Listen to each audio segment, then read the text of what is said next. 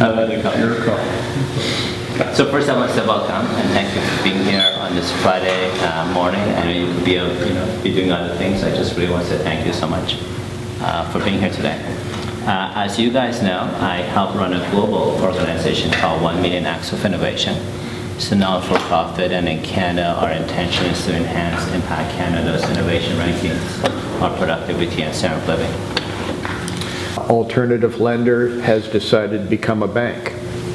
And so I came in to advise them on what had to be done on the technology and operations side. Put the processes in, get all the building blocks in place, and here's the team you need. And our company is sort of unique because almost everything's outsourced.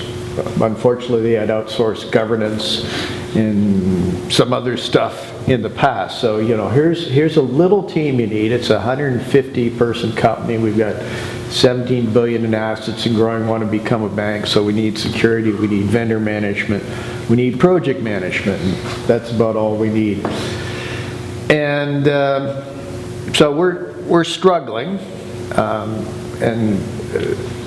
We don't, in this role, I'm not actively looking for lots of talent because it's a small little company. But, the observation, and we certainly don't need developers. It seems if I needed a developer, they're like a dime a dozen. They're all over the place.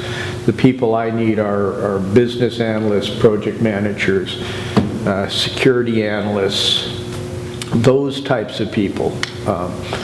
And I think from an immigration perspective, those people tend to be very useful once they've been in an organization for a couple of years.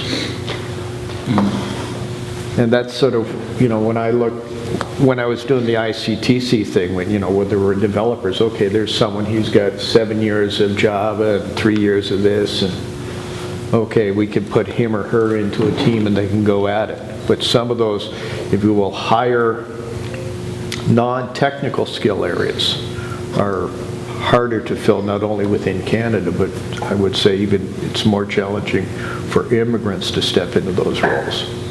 And when you say it's easy to find developers, do you mean locally right here in Toronto, or you kind of outsource it and just get the...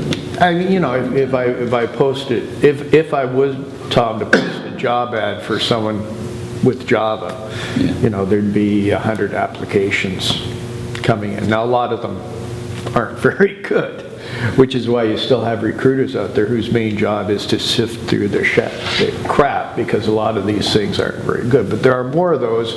One of the roles I'm trying to find right now is a senior DBA, as an example.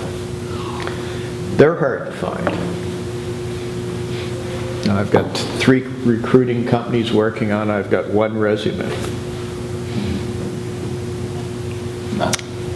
So database administrator? Yeah. And so if you were the Chief Correction Officer of Canada, what would you do?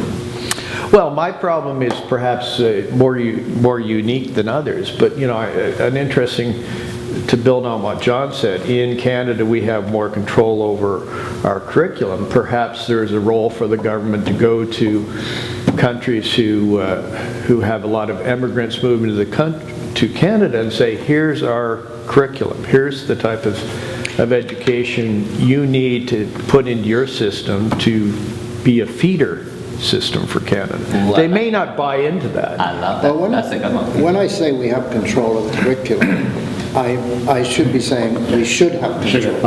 Okay. Because in truth, what I hear from most IT executives is that the people that are coming out of colleges and universities aren't skilled in those areas that they most need. Right.